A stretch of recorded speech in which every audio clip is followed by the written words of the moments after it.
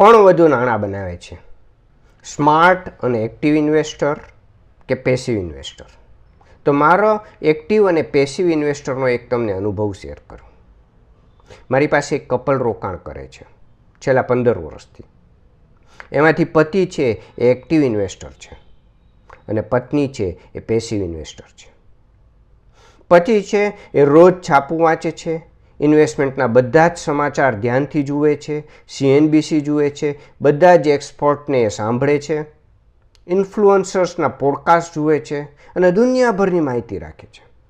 Russia અને યુક્રેનના વોરની અસર આપણી ઉપર શું થશે, ટેરિફ વોર ટ્રમ્પની છે એનાથી શું થશે, એનાથી આવક વધશે ઘટશે, બધી જ માહિતી રાખે છે. અને પત્નીને કોઈ માહિતી સાથે લેવા દેવા નથી. યુદ્ધ થશે તો ઇન્વેસ્ટમેન્ટ ઉપર શું અસર થશે એને કાંઈ જ ખબર નથી. ન તો એ ઇન્વેસ્ટમેન્ટને લગતા સમાચાર છાપાઓમાં વાંચે છે, ન CNBC જુએ છે.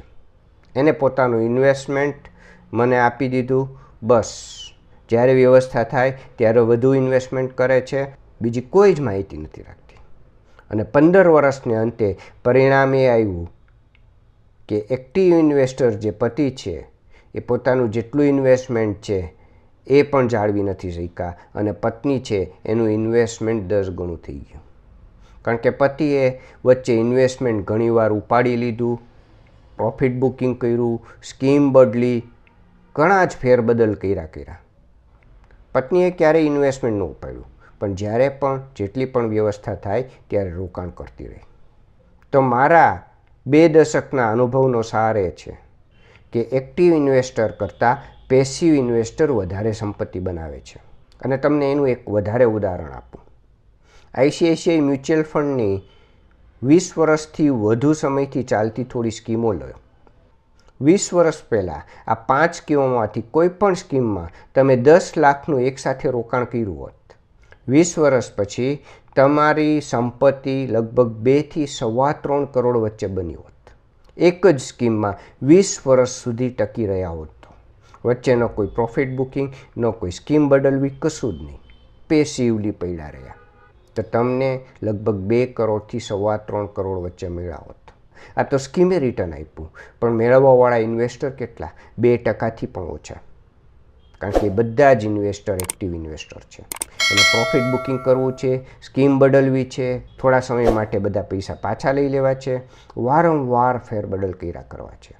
અને એટલી બધી ઉઠક પાઠક કર્યા પછી પણ એની સંપત્તિ આટલી બની નથી. આ થવાનું કારણ શું છે? મ્યુચ્યુઅલ ફંડમાં જ્યારે તમે રોકાણ કરો છો તો 3 અલગ અલગ વ્યક્તિઓ ભેગી થાય છે.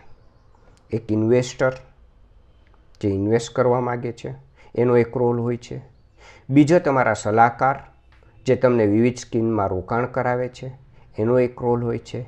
અને ત્રીજા ફંડ મેનેજર જે સ્કીમને મેનેજ કરે છે, જે સ્ટોકને લેવા વેચવા એનું એનાલિસિસ કરવું, જેનું 24 કલાકનું આ જ કામ છે. ત્રણેયનો એક રોલ છે અને ત્રણેયની એક જવાબદારી છે. ફંડ મેનેજરની જવાબદારી તો મેં કહ્યું એમ કે કયા સ્ટોક લેવો, ક્યાં વેચવો એ ફેરબદલ કર્યા કરવું.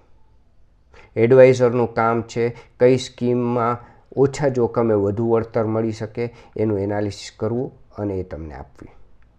એ બધાનો 10 થી 15 વર્ષનો અનુભવ છે. ઇન્વેસ્ટરની શું જવાબદારી છે? ઇન્વેસ્ટરની જવાબદારી છે પોતાના લોભ અને ભય ઉપર કાબૂ રાખવો. કારણ કે તમે ખોટા નિર્ણયો ત્યારે જ લ્યો છો જ્યારે તમને લોભ અને લાલચ વધે અથવા તો ભય વધે. અને આ બંને તમારી કાબૂમાં બહાર ત્યારે જ જાય છે જ્યારે તમે વધુમાં વધુ માહિતી રાખો છો.